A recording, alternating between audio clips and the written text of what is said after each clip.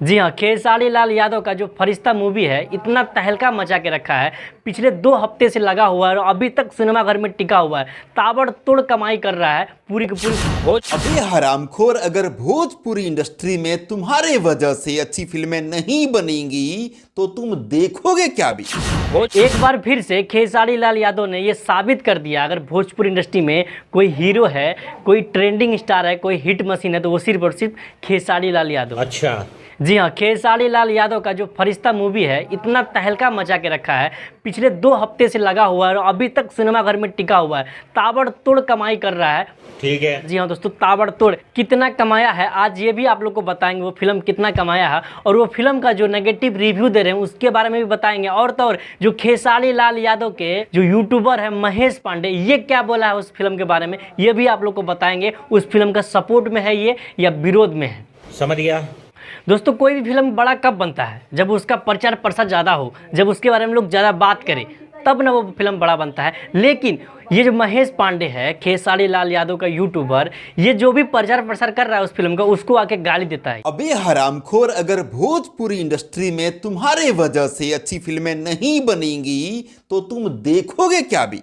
आप लोग सुन रहे होंगे किस तरह का ये गाली दे रहे हैं उन लोगों को जो इस फिल्म का प्रचार प्रसार कर रहे हैं। इसके हिसाब से अगर कोई सिनेमाघर में जा रहा है, कोई छोटा सा 5 सेकंड 10 सेकंड का क्लिप काट के अगर यूट्यूब पे डालता है तो ये उसको गाली दे रहा है। ये मूर्ख को समझ में नहीं आ रहा है बात, इस बहन के टको को ये बात समझ में नहीं आ रहा है। अगर कोई सिनेमाघर जाके फिल्म का क्लिप रिकॉर्ड करके अगर सोशल मीडिया पर डालते हैं, लोगों को पसंद पड़ता है, लोगों का एक्टिंग अच्छा लगता है तो लोग दौड़ के जाएंगे सिनेमाघर में, उस पिक्चर को परचेज करेंगे और देख के आएंगे। लेकिन उल्टा ये जो महेश पांडे है ये उन लोगों को गाली दे रहा है, तुम लोग ऐसा क्यों कर रहे हो। फिर वही गंदी हरकत कर दिया इन हरामखोरों ने, फिर से वही गंदी हरकत। फिर सिनेमा घर गया, क्लिप शूट किया और सोशल मीडिया पर अपलोड कर दिया। तो बताओ, अगर वो लोग पैसा लगा के फिल्म देखने गया है, अगर छोटा सा क्लिप काट के वायरल कर रहा है तो उसमें इसका क्या जा रहा है। हाँ, ये मानते हैं कि कॉपीराइट खेसारी लाल यादव का है, किसी का भी फिल्म ऐसे लीक हो जाता है तो उससे भारी नुकसान होता है। लेकिन पूरा फिल्म थोड़ी लीक हो रहा है, यहाँ तो छोटा सा क्लिप लीक हो रहा है जिससे कि उसका और प्रमोशन हो रहा है। लेकिन फिर भी ये महेश पांडे गाली दे रहा है उसको। बाकी बात दोस्तों, फिल्म तो एक नंबर है। हम भी देख के आए थे फिल्म और आप लोग भी देखे होंगे, क्योंकि इतना ताबड़तोड़ कमाई कर रहा है तो आप लोग भी उस फिल्म को देखे होंगे। अब बात रहा कि ये फिल्म कमाया कितना है। हाँ, आगे बोल। नहीं पता। बता भाई मेरा भाई बता लो मेरा।